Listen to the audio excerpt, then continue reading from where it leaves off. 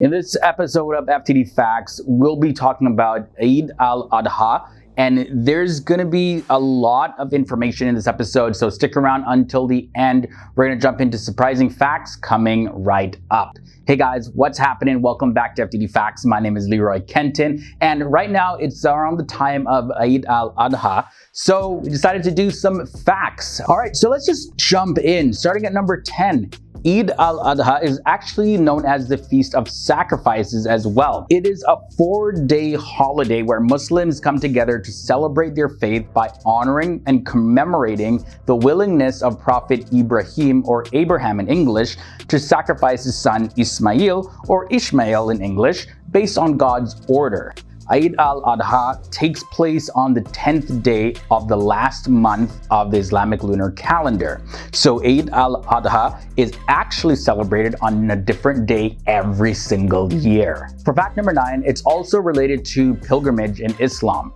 Eid al-Adha takes place at the end of Hajj, which is the annual pilgrimage to Mecca, one of the 5 pillars of Islam. Now, approximately every single year, around 3 million Muslims travel to Saudi Arabia to perform Hajj, and Eid al-Adha is the latter of the 2 Eid celebrations, the first being Eid al-Fitr, and that one comes at the end of the month of Ramadan.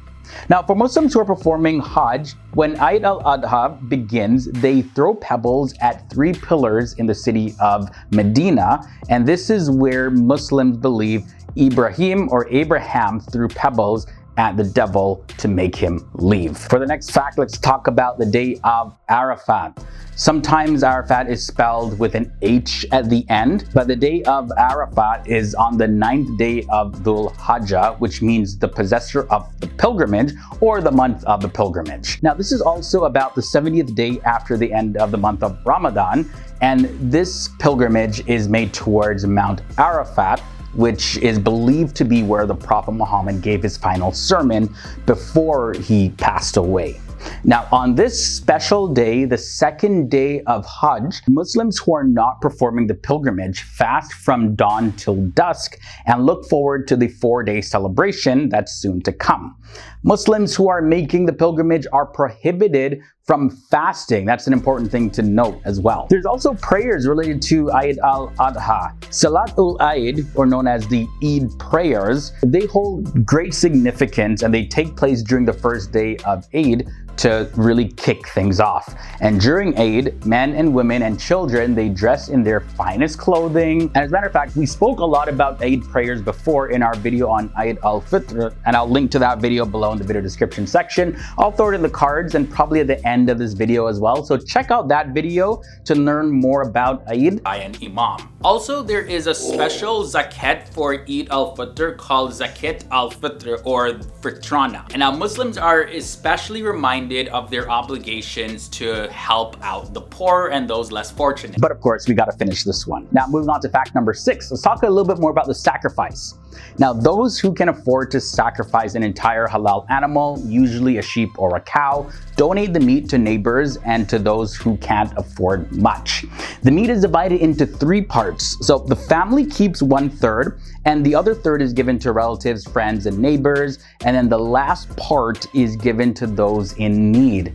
The idea is that nobody is left hungry during Eid al-Adha, and I think that's a very, very, very beautiful tradition to follow. Now, this festival celebrates a story about the Prophet Ibrahim, or Abraham, and Ibrahim was told by God that he needs to sacrifice his son Ismail to prove his faith to God. And Ibrahim decided to follow God's command without question, but the devil tried to convince him to disobey the command, but Ibrahim moved forward. And he threw pebbles at the devil actually to make him leave. So God ended up providing Ibrahim with an animal to sacrifice at the last moment instead. And every single year, Muslims celebrate Eid al-Adha to remember Ibrahim's loyalty and obedience to God above all others. And because of this, Eid al-Adha is also known as the festival of sacrifice. Now, next up, there's some rules to the sacrificing animals. The sacrifice animal is referred to as Udhiya, meaning the sacrificed, and it has to meet certain requirements, which include being a certain age and also being of the best quality. Other rules are sacrifices can only be made after the Eid prayer. Sacrifices made before those prayers do not count. Now, the animal should be slaughtered with a sharp knife, and this is done to avoid any sort of unnecessary suffering for the animal. Also, the knife should not be sharpened in front of the animal that you're going to be sacrificing, nor should an animal be slaughtered in the presence of another animal. Also, it is very necessary that the animal is slaughtered with the intention of offering a sacrifice, and this must come from the heart. However, the Muslim making the sacrifice should say Bismillah, and this is to invoke the name of God, and they should also say Allahu Akbar, which means God is the greatest, when slaughtering the animal. Fact number 2 is regarding payment. No part of the slaughtered animal can be sold or given as payment. And it's recorded that the Prophet Muhammad had said these words: "Whoever sells the skin of his udhiyah, there is no udhiyah for him, so it is not counted as a sacrifice." Islam teaches that, and I quote, "The Messenger of Allah commanded to take care of the sacrifice and to give its meat, skin, and raiment in charity, and not to give anything of it to the butcher as a compensation." And finally, we end off with a fun fact regarding Eid and breakfast. Oftentimes, fried liver is served for breakfast while the rest of the animal is eaten for lunch and dinner.